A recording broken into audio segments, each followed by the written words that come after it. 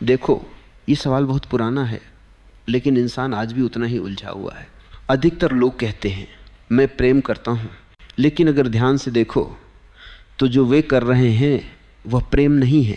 प्रेम बहुत शांत चीज़ है और तुम बहुत बेचैन हो, तो जरा ठहरो और ईमानदारी से सुनो।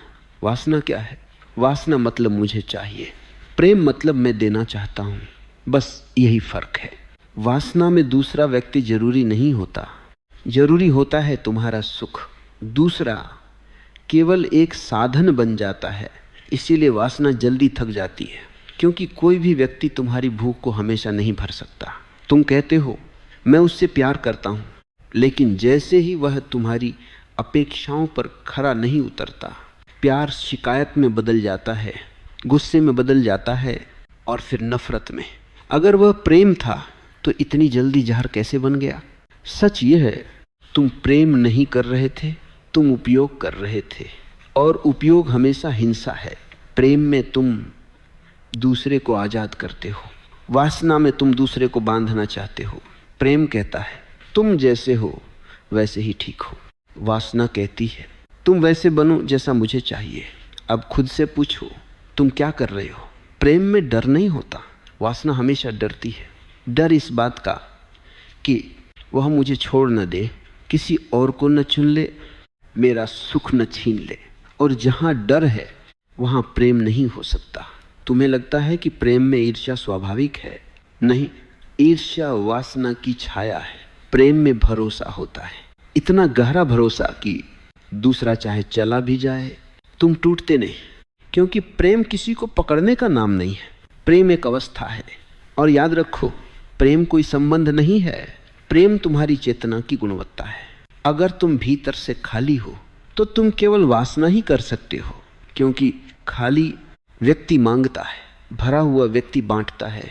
इसलिए सवाल यह नहीं है कि तुम किससे प्रेम कर रहे हो, सवाल यह है कि तुम कितने जागरूक हो। अगर तुम खुद को नहीं जानते तो तुम्हारा प्रेम भी अंधा होगा। पहले स्वयं को जानो, अपने अकेलेपन से दोस्ती करो, अपने भीतर की शांति को खोजो। फिर जो संबंध बनेगा वह मजबूरी नहीं होगा, वह उत्सव होगा। और उत्सव में वासना नहीं होती, वहाँ केवल प्रेम होता है। तो आज किसी और से नहीं, खुद से पूछो मैं प्रेम कर रहा हूँ या केवल अपनी भूख को नाम दे रहा हूँ? यहीं से तुम्हारी यात्रा शुरू होती है। अब एक बात और समझ लो, तुम पूछते हो अगर वासना गलत है तो क्या उसे दबा दे? नहीं, दबाना कभी समाधान नहीं रहा। दबाया हुआ मन और ज़्यादा विकृत हो जाता है। दबाई हुई वासना पवित्र नहीं बनती, वह जहरीली बन जाती है। वासना को समझो, उसे दोष मत दो। ध्यान से देखो, जब वासना उठती है तो वह शरीर से कम, मन से ज़्यादा आती है। मन कल्पना करता है, तस्वीरें बनाता है, भविष्य गढ़ता है, और तुम उसी फिल्म में खो जाते हो।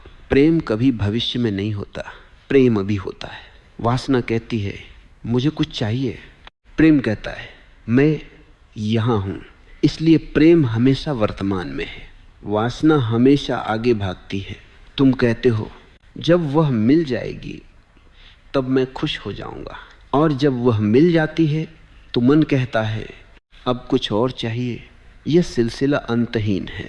और याद रखो, वासना कभी संतुष्ट नहीं होती, क्योंकि उसकी जड़ ही असंतोष है। प्रेम में संतोष पहले से मौजूद होता है। इसलिए प्रेम किसी को पाकर नहीं, किसी के साथ बांटकर खुश होता है। तुम अक्सर प्रेम को रोमांस समझ लेते हो। रोमांस एक नशा है, सुंदर है लेकिन अस्थायी है। प्रेम नशा नहीं है, प्रेम जागरण है।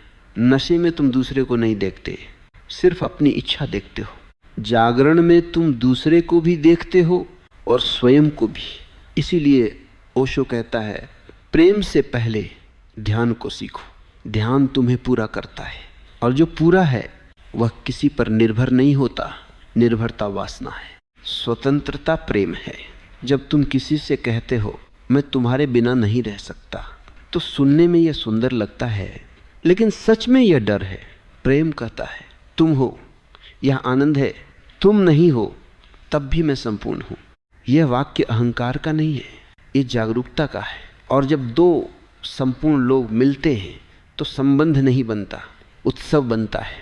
तब कोई किसी का मालिक नहीं होता, कोई किसी का कैदी नहीं होता, दोनों स्वतंत्र होते हैं और दो स्वतंत्र व्यक्ति ही प्रेम कर सकते हैं। तो अगर तुम्हारे संबंध में दुख ज़्यादा है, डर ज़्यादा है, शिकायत ज़्यादा है, तो ईमानदार रहो, वह प्रेम नहीं है, उसे प्रेम मत कहो।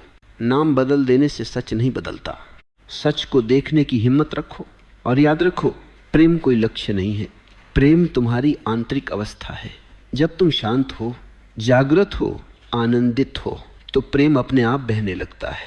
तुम्हें उसे ढूंढना नहीं पड़ता, तुम्हें बस रास्ता साफ करना होता है, और वह रास्ता है जागरूकता। यहीं पर ओश रुकता है और तुम्हें अकेला छोड़ देता है ताकि तुम स्वयं देख सको। अब तुम पूछोगे, अगर प्रेम इतना शांत है, इतना जागरूक है, तो फिर सेक्स कहाँ है? ये सवाल बहुत ज़रूरी है, क्योंकि ज़्यादातर लोगों के लिए प्रेम और सेक्स गडमड हो चुके हैं। पहले एक बात साफ समझ लो, सेक्स बुरा नहीं है, लेकिन अचेतन सेक्स बंधन बन जाता है, और वही सेक्स अगर जागरूक हो जाए तो प्रेम की ओर ले जाता है।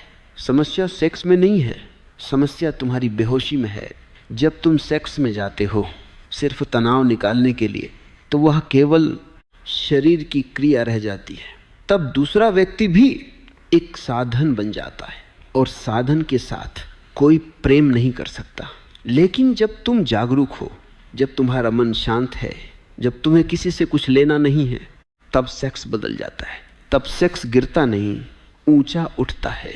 तब सेक्स केवल शरीर नहीं रहता, वह ध्यान बन जाता है।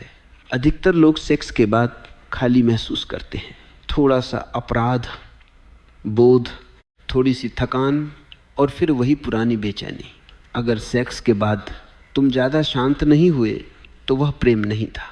प्रेम में किया गया सेक्स तुम्हें थकाता नहीं, तुम्हें फैलाता है। तुम कहते हो मैं उससे प्रेम करता हूँ, लेकिन सेक्स के बिना नहीं रह सकता। सुनो ध्यान से, अगर सेक्स चला जाए और प्रेम भी चला जाए तो वह प्रेम नहीं था, वह सिर्फ वासना थी जिसे तुमने प्रेम कहा। प्रेम में सेक्स आता है, लेकिन मजबूरी की तरह नहीं, उत्सव की तरह। प्रेम में सेक्स कभी जल्दी में नहीं होता, वासना हमेशा जल्दी में होती है। वासना कहती है जल्दी करो, प्रेम कहता है कोई जल्दी नहीं है। प्रेम में दो शरीर नहीं मिलते, दो ऊर्जाएं मिलती हैं, और जब ऊर्जा मिलती है तो क्षण भर के लिए अहंकार गायब हो जाता है। वही क्षण पवित्र है। लेकिन अगर तुम सिर्फ रिलीफ ढूंढ रहे हो तो वह पवित्रता नहीं है। ओशो कहता है सेक्स एक द्वार है, अगर तुम अचेतन हो तो वह द्वार तुम्हें नीचे की ओर ले जाएगा। अगर तुम जागरूक हो तो वही द्वार ध्यान की ओर खुल जाएगा। इसलिए मैंने कभी सेक्स के खिलाफ नहीं कहा, मैंने केवल बेहोशी के खिलाफ कहा है। और याद रखो, प्रेम में सेक्स हो सकता है, लेकिन सेक्स में प्रेम होना जरूरी नहीं। तुम बहुत बार सेक्स को प्रेम से बड़ा बना देते हो, तब संबंध टूटने लगते हैं। प्रेम आधार है, सेक्स उसकी छाया। छाया को पकड़ोगे तो हाथ में कुछ नहीं आएगा। आओ आधार को समझोगे तो सब कुछ अपने आप संतुलित हो जाएगा। तो अगली बार जब तुम किसी के करीब जाओ, सिर्फ शरीर से मत जाओ, पूरा जाओ, जागते हुए जाओ, सचेत होकर जाओ, ताकि सेक्स के बाद तुम और ज़्यादा प्रेम बन जाओ, कम नहीं। यहीं पर फर्क है वासना और प्रेम के सेक्स में। और अब ये सवाल तुम्हारे लिए छोड़ देता हूँ, क्या तुम्हारा सेक्स तुम्हें ज़्यादा जागरूक बना रहा है या ज़्यादा खाली? यहीं से असल ईमानदारी शुरू होती है। अब अगला सवाल उठता है, क्या प्रेम बिना सेक्स के संभव है? मन तुरंत कहता है नहीं, क्योंकि मन ने प्रेम को शरीर से जोड़ लिया है। लेकिन जरा ठहरो और ईमानदारी से सुनो। अगर प्रेम बिना सेक्स के संभव नहीं होता तो माँ बच्चे से कैसे प्रेम करती है? दो दोस्त एक दूसरे से कैसे प्रेम करते हैं? गुरु शिष्य से कैसे प्रेम करता है? वहाँ सेक्स नहीं है, फिर भी प्रेम है, तो साफ है प्रेम सेक्स से बड़ा है। सेक्स प्रेम का एक रूप हो सकता है, लेकिन प्रेम की सीमा नहीं है। समस्या यह है कि तुम्हें प्रेम का स्वाद ही सेक्स के रास्ते मिला है। इसलिए तुम्हें लगता है कि वही पूरा प्रेम है। ये ऐसा ही है जैसे किसी ने पहली बार शहद चखा और मान लिया कि सारी मिठास शहद ही है। प्रेम बिना सेक्स के पूरी तरह संभव है, लेकिन सेक्स बिना प्रेम के अधूरा है।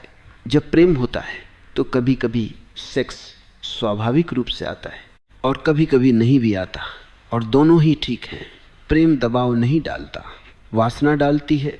अगर तुम प्रेम में हो और सेक्स नहीं है, फिर भी भीतर कोई कमी नहीं है, तो समझो प्रेम है।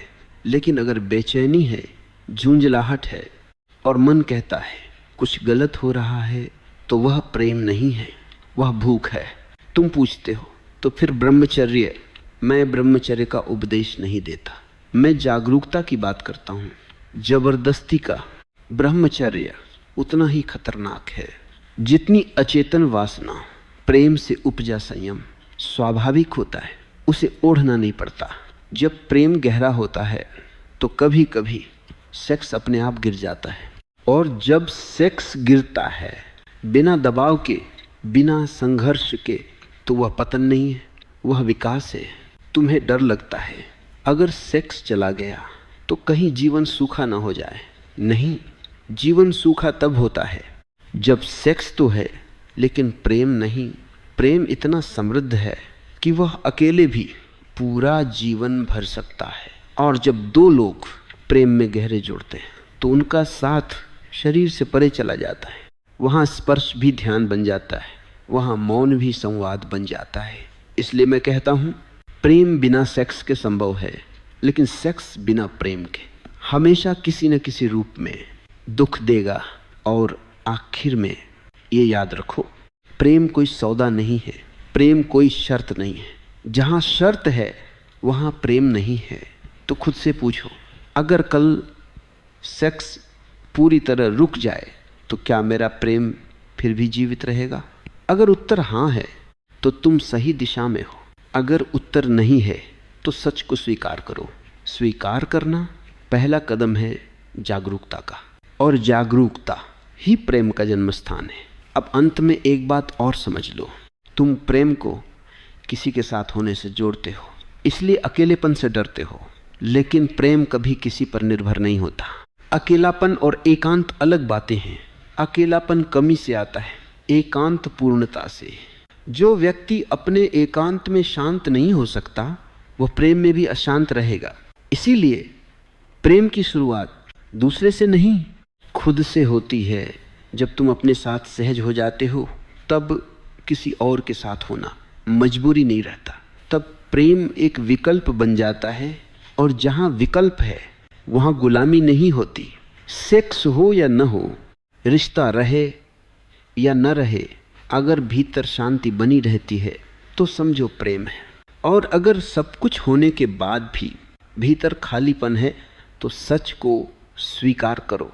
सच कठोर हो सकता है, लेकिन वही मुक्त करता है। इसलिए आज किसी से वादा मत करो, आज सिर्फ इतना देखो, क्या मैं जाग रहा हूँ या सिर्फ चाह रहा हूँ?